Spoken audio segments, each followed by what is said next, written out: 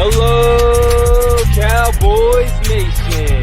Coming to you live from Tennessee, from the east to the west. We are talking Cowboys everything. And you just entered the Cowboys Zone. Welcome back to a Victory Wednesday to the Cowboys Zone. I'm Marcus Jones, your co-host, coming to you live from Memphis, Tennessee. And this is Lambro from Cowboys, y'all, out of Johnson City, Tennessee.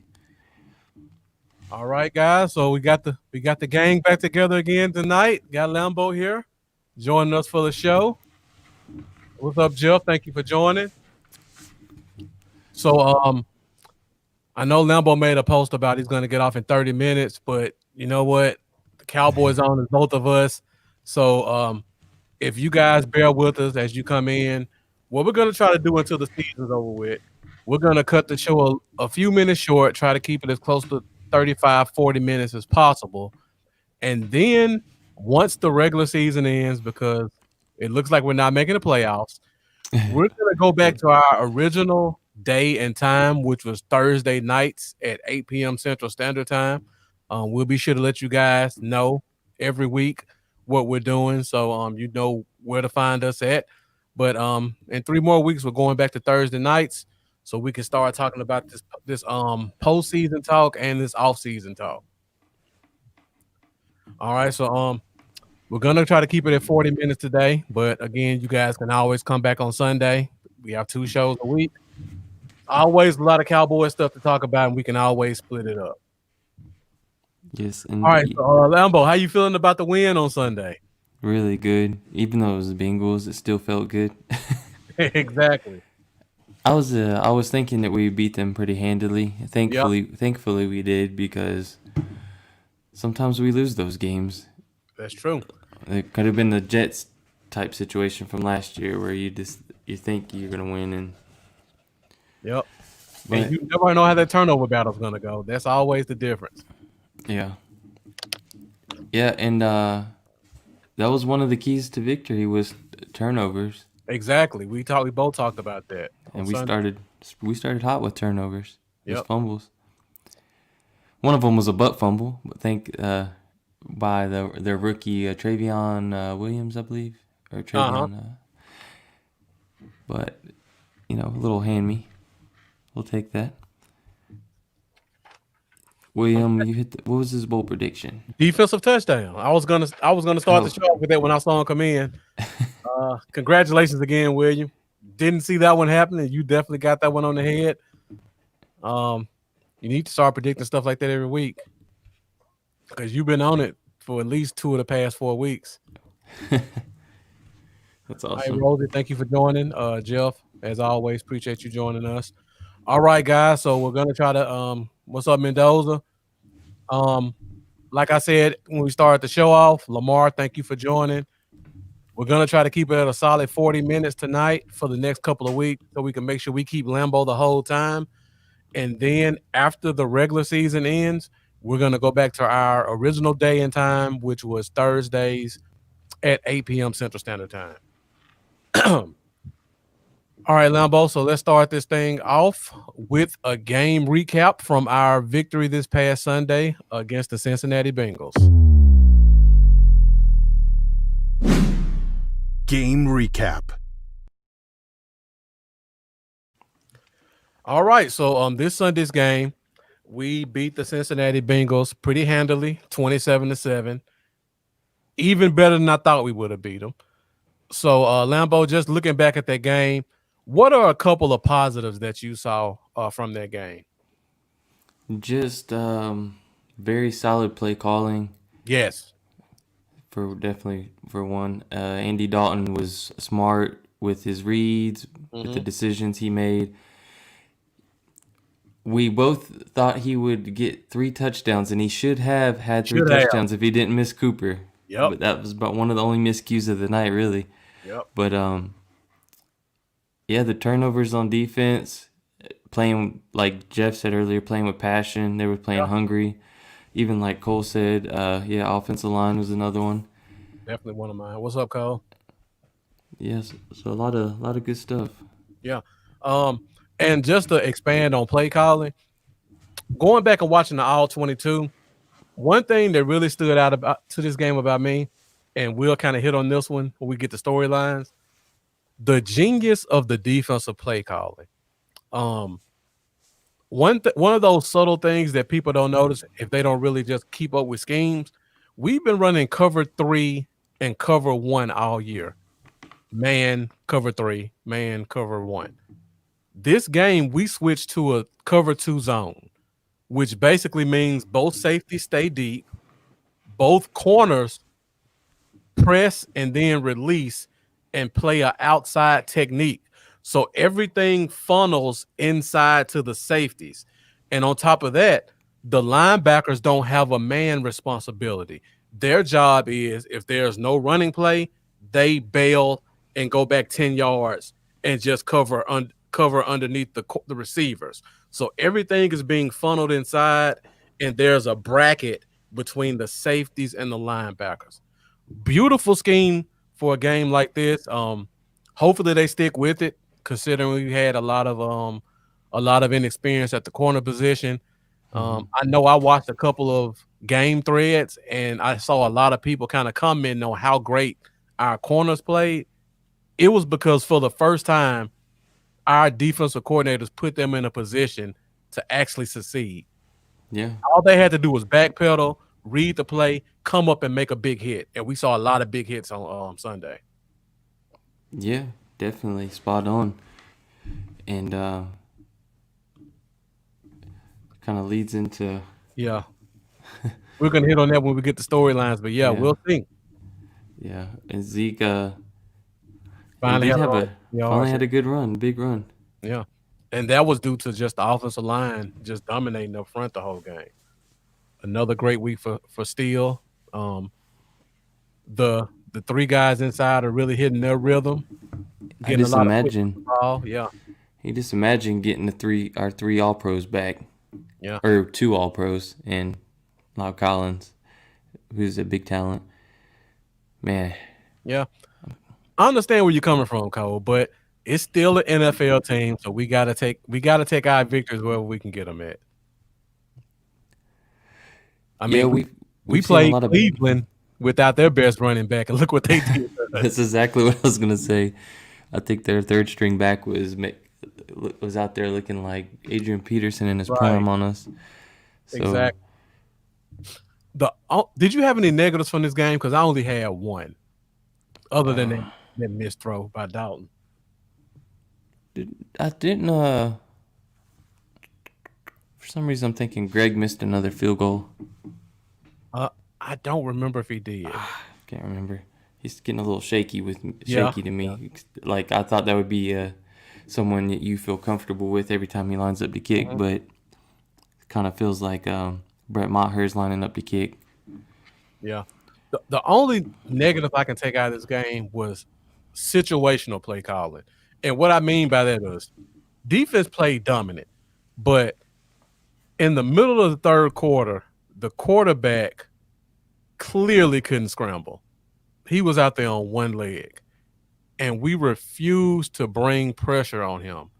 When you got a guy like that and he's just sitting back there throwing it, you got to knock him out. Like, this is a game where you're supposed to really build your confidence. The defense had played a great game all game. We miraculously got 2 sacks from Tyrone Crawford, which On the same possession too. I had to go back and watch that about 6 times to see how he got 2 sacks in one drive. It was amazing.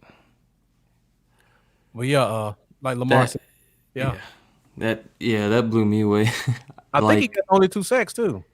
I was having to watch it from my cell phone because I was streaming it, and I was just like, man, I wanted to be able to rewind that so bad and double check that because I was like, hold up, Crawford 2 times, same drive, this ain't right. Yeah, it was almost back to back. I think it was like only one play separating the 2 sacks. Yep. So for all you guys that are watching, don't let me hear we need to bring Crawford back and all this versatile crap. No. A watch is right 2 times. A broke watch is right 2 times a day. And these were his 2 times to be right. Let's throw that broken watch away. Exactly. All right, Lambo. Well, we're at 10 minutes. It was a great win, but we got to put in our rear view and move ahead. Trying to keep this thing at 40 minutes. So let's move ahead to our game against the San Francisco 49ers. And we'll start off with a few major storylines for this week. Storylines. All right, so couple of headlines to hit the news this week. First of all, we'll start off with the one that I believe Cole asked about earlier, talking about Mike Nolan. And there's a story that's been kind of circulating today that says Mike Nolan won't be retained at the end of the year. So, let me ask you this question because I'm kind of curious what you think. Why would they announce that now and not just fire him? What are your thoughts on that? If we believe that's a real story and it's not just typical, some blogger trying to get his name on the headlines for a day. If we believe it's a real story, why would they announce that now and not wait till the end of the year? That's a good question. The only thing I can really think of is that maybe the feeling is mutual. Maybe it's a little bit of Nolan doesn't want to return himself, and a little bit of they don't want him also to return. Yeah. So they're just, I don't know. I don't really see. I don't know. I was gonna say maybe he just wants it known so so teams know that he's gonna be available next year. But at the same time, I don't know who's gonna be really jumping on. Right. Why not just fire him now instead of just announcing it?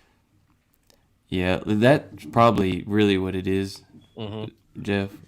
Yeah. Jerry creating a storyline. Exactly. Yeah. I was watching Boss Cowboys new podcast he just started, and I made that exact same comment.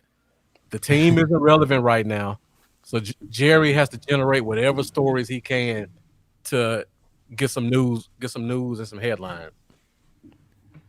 And on top of that, I would say the only reason you would announce that now is to give your coach the ultimate confidence that he's coming back next year.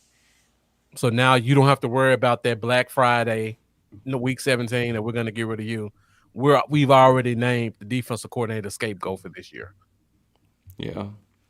Now, leading into William Coulter's question about thoughts on new defensive coach, I don't know about you, Lambo. I think I can speak for you. We try to be realist about everything we say. So even though we have ideas about who we want to be the defensive coach, realistically, the writing's already kind of on the wall. Teams promote from within always. George Edwards is here, who's been a McCarthy guy forever. And we also have a guy named Scott McCurley, who's the linebackers coach. And he's been with Mike McCarthy since like 2006. He started off as an intern, worked his way up to a quality control guy, and now he's a position coach. 9 times out of 10, I think you're gonna hear Scott McCurley's our defensive coordinator next year. Coaches love nepotism. I don't think Wade's coming back. Bill Cowher's not coming out of retirement to be a defensive coordinator for the Cowboys. No, he's got it. He's got it made right now. Exactly. He's making probably 5 times more talking one for 10 minutes a week than he'd make as a coordinator. He's not missing family time, nothing. Exactly. Robert Saleh is a good option, but you can't interview and hire coaches for lateral positions in NFL. The only way you can take a coach from another team has to be a vertical position. So he can only come here if he was head coach because he's a coordinator. Mendoza, I don't know who Aubrey Pleasant is. The name sounds familiar, but I don't want to say who it is until I look it up. If you want to let me know in the comments, please do, but I'll check that out after the show. All right, let's hit a couple other storylines. Lambeau, it sounds like Awuze's coming back this week. Sounds like Donovan Wilson's coming back this week. And also, Trayvon Diggs is in practice. And he may be activated. Yeah. Yeah, I thought we weren't going to see him again this year, but it looks like he's going to get a few games in. Yeah. Now, I'm excited about that. I'm excited about it, but how do you feel about him returning after, 3 weeks in what's considered a lost season? On one end, I'm excited to see him and Awuzie on the field at the same time. Yeah, we haven't seen that. I think you're right. So that's exciting. But then on the other hand, I just don't want them to rush him back too quick on a pointless season. But also, I'm curious if George Kittle might make a surprise appearance, or maybe it's too soon. I don't know. That's another storyline I was going to bring up because they did take him off the injury report. Mm-hmm. He is in practice, but he's extremely limited. He's not doing anything but just walking around looking. Yeah. So it's probably not likely this week. I bet they're not going to risk a guy like him in a pointless season for them. Exactly. But also Deebo Samuel's out. Garoppolo, I believe, as well. Is Garoppolo still out? Yeah, Garoppolo's still out too. Yeah. And news just came out. Raheem Mostert's dealing with that ankle injury, so he may be out. Which is actually pretty big. Raheem Mostert is a lot better than he gets credit for. Definitely. I ain't really scared of McKinnon. I'm not either. Or Tevin Coleman. So they may be down quite a few offensive stars. So it could work in our favor this week. Yeah. I don't want to be that guy that says we're playing ourselves out of better pick position, because like you do always want to win. You want to end the season hot. It just feels like that's what's gonna happen. We're gonna win, and we're still not gonna make the playoffs. Yeah, and we're just gonna bump ourselves down 6-7 slots. Yeah, but here's what it is. We're pretty good at picking gems in those teen ranges as well. Those low teens, mid teens. I think even if we were to lose out, we would still be guaranteed a top 10 pick where we are right now. Yeah. I mean, even if we were to win out. Yeah. Because I think there are already some teams that have 6 wins who are kind of taking up those 11 through 17 spots. And I think we'll still probably get a top 10, 11 pick even if we win out the rest of the year. Yeah. I know, I believe if Washington even wins one of these next 3 games, then we're out of playoff contention. Yep, exactly. And I think Giants have to win one of 3 or one of 2. Something like that. 2 of 3, something, I don't know. Yeah. Yeah, so I think even if we win out, we'll still get a top 10 pick. Yeah. We're going to do a lot of draft talk when the season's over with. You guys know my feelings. There's nobody special in this draft outside of the 2 quarterbacks in Sewell. So if we're picking 4, we're picking 10. I think we're going to get about the same guy anyway. But we'll do a lot of that breaking down as we move forward into draft talk. All right. In terms of storylines, that's pretty much all I see. Talking about Nolan. Secondary should look pretty good. Let me ask you this before we move on to talking about key matchups. So I just talked about they kind of transitioned to a cover two zone, which I've never seen them do this year. It's been cover three or cover one. Do you think that with the combination of the Nolan news we're hearing, do you think those are related in any way?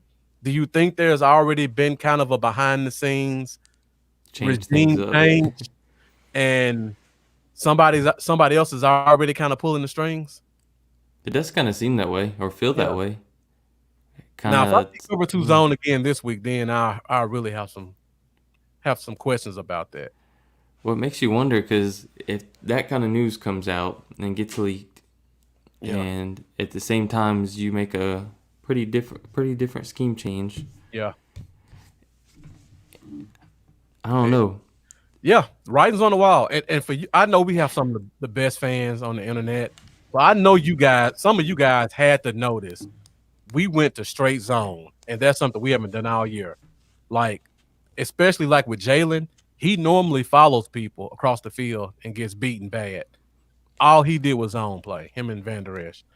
So for something for you guys to pay attention to this Sunday, see if the team goes to a man scheme back to what we used to do, or do they stick with that cover two zone that they've been doing?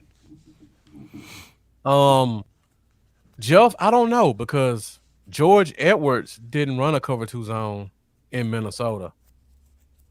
I don't know what other coach on our staff would have been a cover two guy, but it's still something to definitely already pay attention to. Yeah, Something changed Sunday, and I don't know what it was. might have been a test. Yeah. And Jerry liked the results. Yeah, there was some great results. I give him that. Because And Charles Robinson almost looked like a NFL cornerback Sunday. I will say, if we're in the top 10 pick, just really quick, Yeah. the tackle's going to be gone. Yeah. For me, the only guy left in that top 10 that I kind of liking, well, I don't think they're going to go that high on the tight end. I don't think they're going to take Chase, even though he's generational type talent. Special. They're both special. Yeah, but I'm thinking Michael Parsons could be somebody I'd be a little interested in. I don't think that they probably won't do that either because they probably still have a lot of faith in the young linebacking core we have. Yeah. But So yeah, once we get to the offseason and we know exactly where we're picking at, guys, we're gonna break this down every week. yeah, I mean, every week we're probably gonna go big board, positions, mock drafts, all that good stuff coming up. you know, I didn't notice Westry on the field. I was watching on my cell phone though, because I had to stream it. You know, I did notice him on the field a couple of times because I noticed he was wearing 31. Yeah, I seen him in pregame, but Because if you guys follow some of the game threads, I think I put in a couple of them. Why would they disrespect that number by letting Chris Westry wear it? And as we move on to key matchups, I'll pull it up, Mendoza, to see how many snaps he actually played. So let's go ahead and get some week 15 talk as we move on to San Francisco and we talk about the key matchups in this game.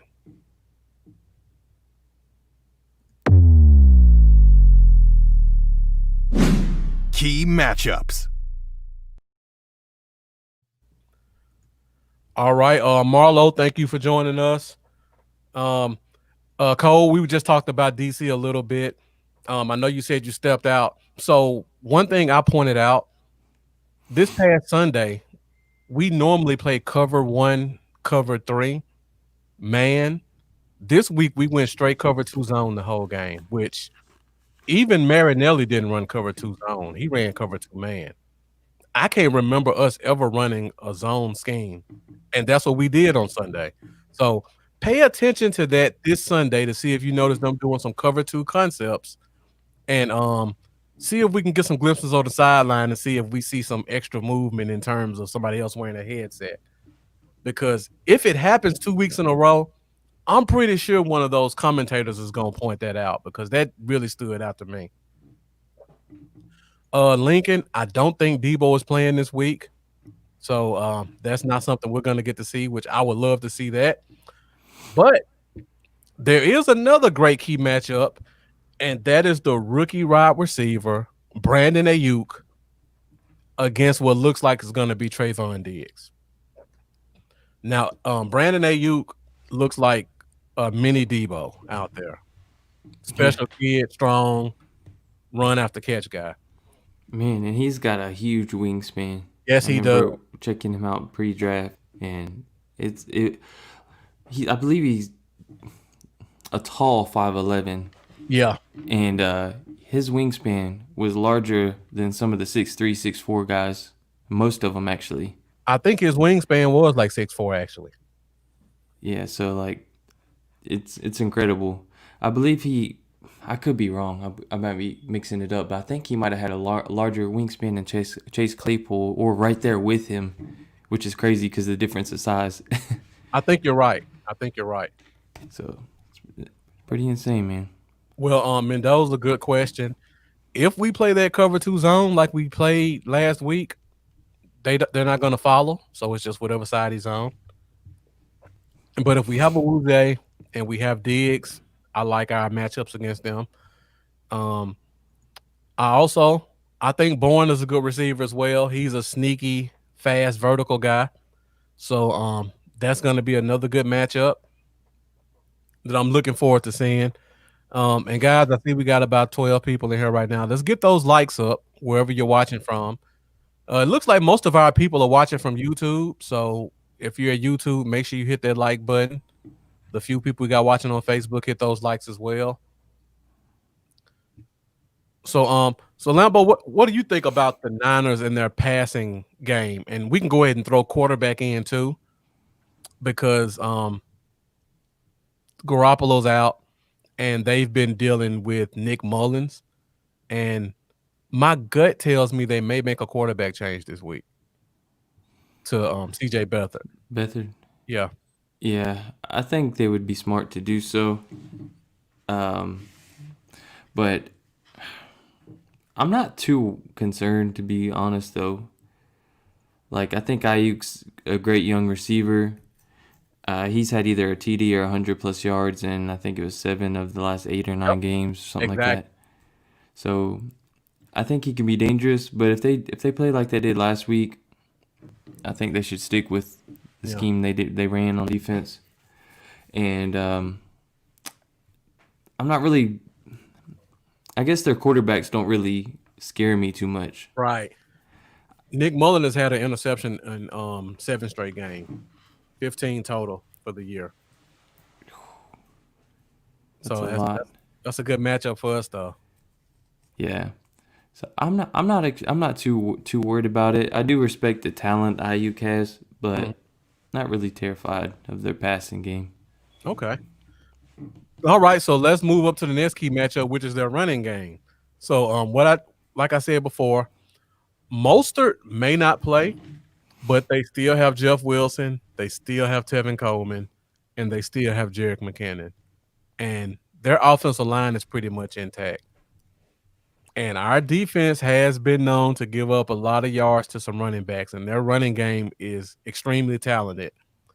And in my opinion, they have the best run scheme play caller in the league in Shanahan. So Lambo, how do you feel about us against this run game? Because they run it early, they run it often.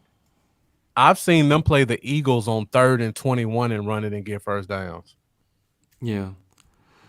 It really just depends on if Mostert doesn't play, I'll feel a lot better about it. I'll say that. Jeff Wilson, it depends on which guy you're getting. That's true. Because last week he had 11 carries at a 2.8 average yard per carry, which is terrible. The week before he had 6.7 per carry. Yep. Then the week before that, 3.3. But then he goes back a week before that, and it's over 6. So it's like up and down, up and down, up and down. Earlier in the year, he had 1.3 on 12 carries. So which Jeff Wilson we getting? What's up, Taiwan? You know the thing that kills them, they have so many running backs. They We can't talk get a about this rhythm. with us, right? They don't give them a chance to get in the rhythm. So I can promise you, if you go back and look at whatever game just Wilson had, that was a good game. I promise you, two of those running backs were out of that game. I know Mostert was probably out for sure, but I guarantee you, at least Coleman or McKinnon were out too. They never give their running backs a chance to get in a rhythm, except for Mostert. When Mostert's in, he's the bell cow. So it would almost be more beneficial if Mostert was kind of limping into the game and they gave him some snaps. But yeah, that's something to watch. Are we going to get good Wilson or bad Wilson this week? And Mendoza made a great comment about Trent Williams, their left tackle, former Washington Redskin who was traded this offseason. They have a lot of guys that are familiar with us. And you go to the tight end position, which is another key matchup that we normally have problems with. It doesn't look like Kittle's going to play this week, but they still have Jordan Reed, who so far hasn't gone out for his annual concussion Right. IR visit. He's still playing. He's still active. And he's still starting for the San Francisco 49ers. Yeah. So how do you feel about Jordan Reed in this game, knowing that he's healthy? He's a great talent as long as he's on the field. But, I mean, he hasn't necessarily been scary this year. Yeah. So, I mean, last week, 5 targets, caught 2 for 13 yards. The week before, 4 targets, caught 3 for 32 yards and a touchdown. The week before, 6 targets, caught 2 for 18. Not really, not saying the world concerning. Yeah. But, again, are we going to run this cover 2 zone? Or are we going to go back to the cover 3 where Jalen's carrying him across the field? If we see Jalen carry him across the field, then he may have a big impact. That's very true.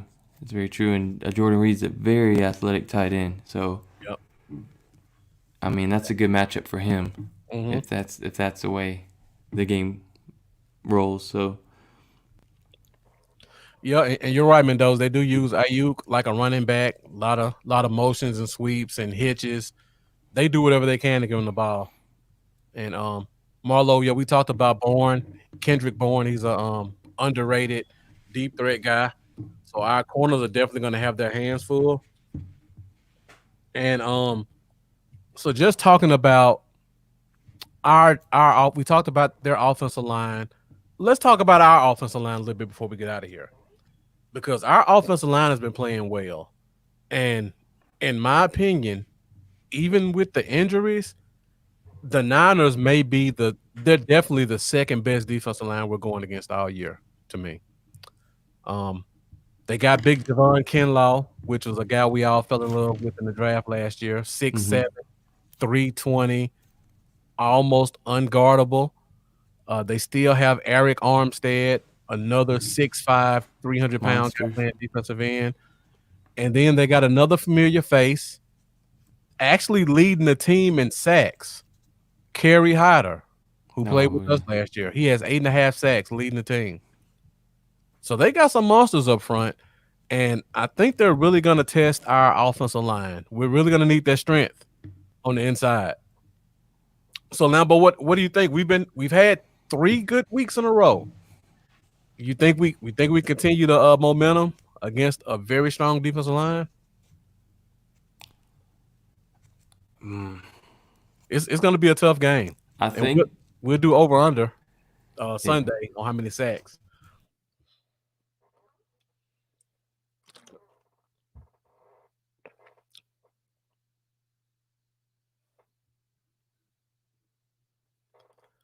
I don't know if I froze or you froze now, bro. I think we both did. Both screens went black and started spinning. I thought I was gone. Yeah. And as optimistic this time around, I do think this could be a tough challenge. I don't think we're going to absolutely get destroyed. I think they'll hold their own. I don't think they're going to look as good as we have in previous. And I'm curious to see also how they're going to handle Zeke this week. Yeah. Because he was a participant in practice today. Yep. With his calf injury. So Yeah, Jeff, McGovern's still starting at right guard because Zach Martin's out. So that's a scare.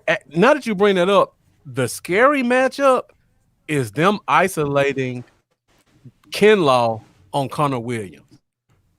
That could be a game wrecker if they do that. Because that kid is dominant and strong and big. That one could be scary for us. So yeah, that's something we got to pay attention to on Sunday, and we got to find a way to get their defensive line out balanced. And they have some talented linebackers too. So that running game is probably not going to be hidden like it has been the past 2 weeks. I think we're going to have to depend heavily on the passing game. Yeah. And that takes us to our next key matchup, which is our receivers versus their corners. And of course, they got the veteran Richard Sherman on one side. And they also have one of my favorite corners in the league who's been dealing with injuries forever, Jason Verrett, former San Diego Charger when they were San Diego. Yeah, played at TCU, right? Yep, TCU. He's always been dealing with injuries, but when he plays, he's a dog. Mm-hmm. So our receivers have to face that. And then they still have Jimmy Ward, who they kind of transition him between corner and safety. Yeah. I could probably see this game him playing more nickel to man up on Lamb. So Lambo, what do you feel about our receivers versus their corners? You think we got some matchups there? Sherman looks good at times, but he can get torched. Oh man, it's gonna be a tough challenge. And he still likes to follow too. Yeah. I think Cooper is going to have a good game. Mm-hmm. I like his matchup with Sherman if that's the way. If Sherman follows him often, because I just think Cooper's feet and his route run ability, he's just too quick.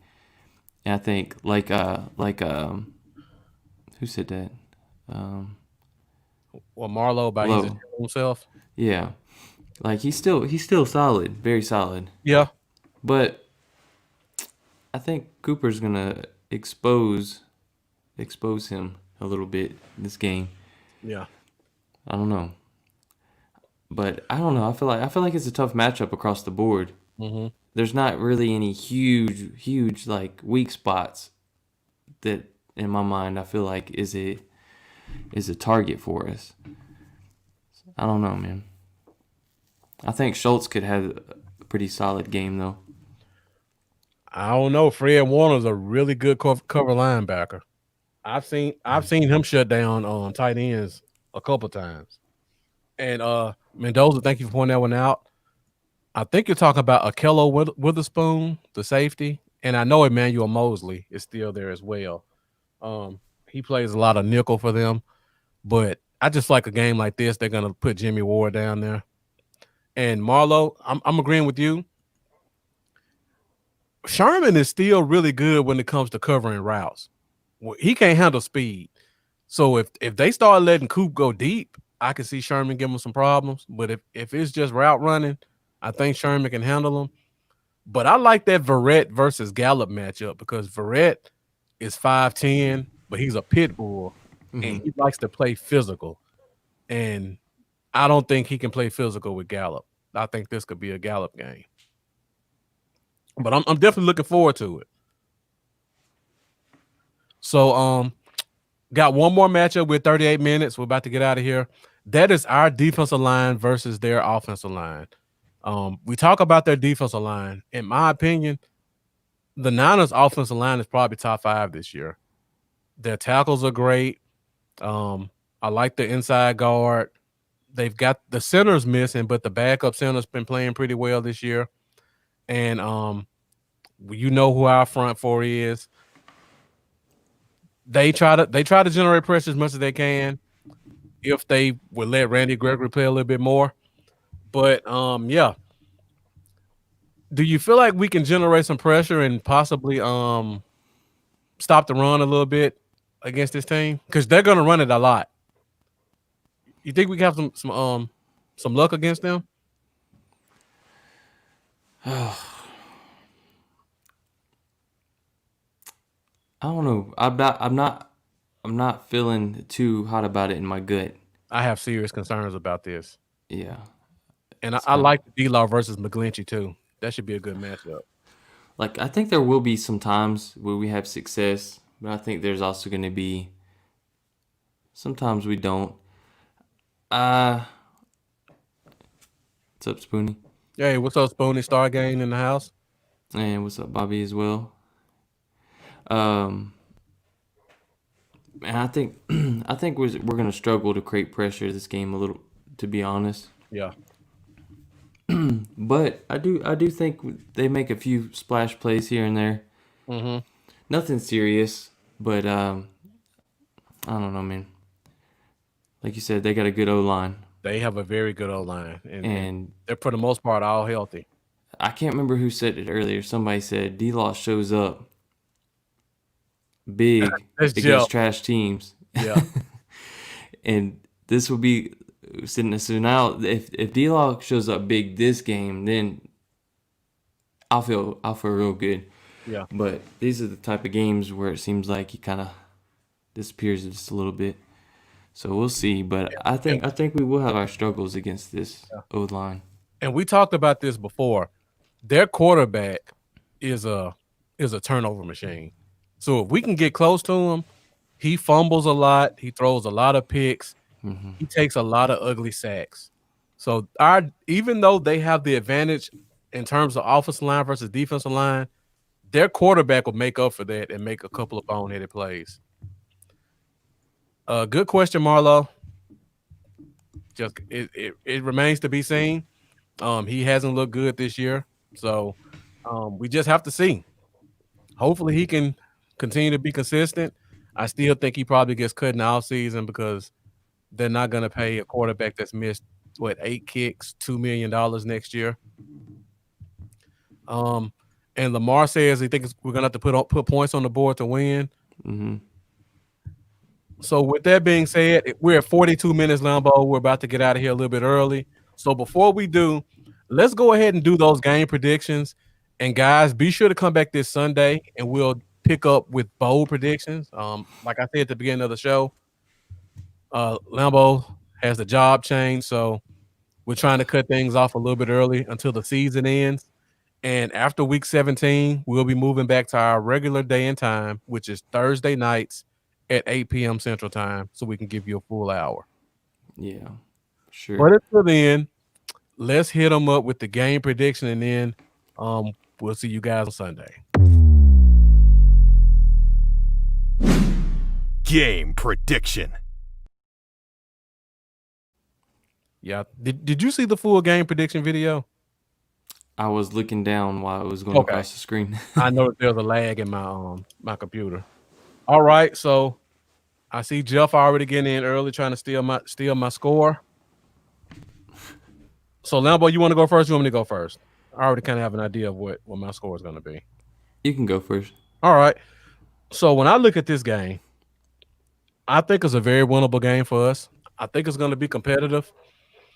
I really like what our defense showed us on Sunday. So and on the combination of that plus their bad quarterback play and their lack of weapons on offense, I think the game is a little bit more scoring than people think. I don't see the Niners really scoring a lot of points. In terms of us, their defensive line is great. And our offensive line is much improved. Terrence Steele has really impressed me the past couple of weeks. I want to give people credit where credit's due. He's shown some improvement, which is to be expected for a young guy playing for a full season. So I expect our offense to be able to click on a few cylinders. So my score is going to be pretty consistent with what everybody else is putting up there, and I'm putting 27-23 Dallas.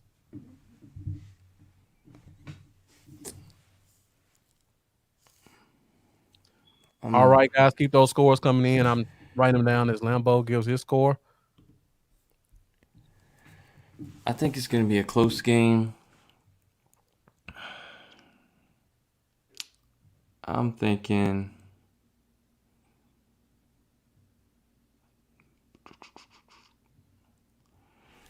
I think it's going to be a close game. This one might be a little surprising, but I think we're going to win 16-13. Okay. Low scoring game. A little bit of a snoozer for most of the way through. Defensive battle. Yeah. I wish I could say that. Shaky play at the quarterback positions. Yeah. And good, solid defense. I put the score a little bit higher because I just feel like we're not going to be able to stop that run. Yeah. I feel like they're going to, if they make any plays, it's going to be in the run game. But our defense, I feel like they've shown me enough the past couple of weeks that if they need to make a stop, I think they can make a stop. And especially if we get Diggs, Wilson, and Awuzie back, because I'm certain this will be the first time we have all of them back if that does happen. So there should be some definite differences in our secondary. Yeah. Getting Thompson off the field. And Jordan Lewis still coming back playing. So I think we can make a timely stop if we have to. I don't think we're going to stop them a lot from scoring. That's why I give them the 23. Mm-hmm. And I think our offensive line is going to hold up well enough to get us a few points. So, yeah, I think I got everybody's score. 1, 2, 3, 4, 5, 6, 7, 8. All right, so we're at 46 minutes.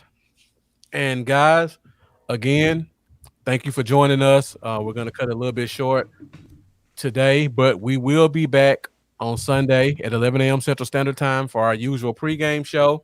We're going to kick the show off with our bold predictions, and then we're going to hit you guys with our normal segments such as over, under, as well as that injury report. So until then, Lambo, hit them with that social media. Let them know where they can find you.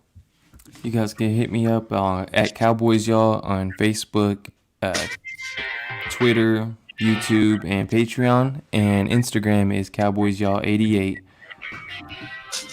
All right. So, guys, you can find me on Facebook at Bluff City Cowboys. Also find me on Instagram, Bluff City Cowboys. Find me on YouTube, Bluff City Cowboys as well. Be sure to subscribe to my YouTube channel while you're there. And also find me on Twitter at Bluff Cowboys. So, again, thank you guys for joining us. As always, we always appreciate you guys' support. Be sure to follow us and find us this Sunday at 11 a.m. for our pregame show. And also follow us as we make our transition back to our normal time of Thursdays at 8 p.m. Central Standard Time. So until Sunday, I'm Marcus, and this is Lambo, and we are out. Thank you guys for joining us. See y'all later.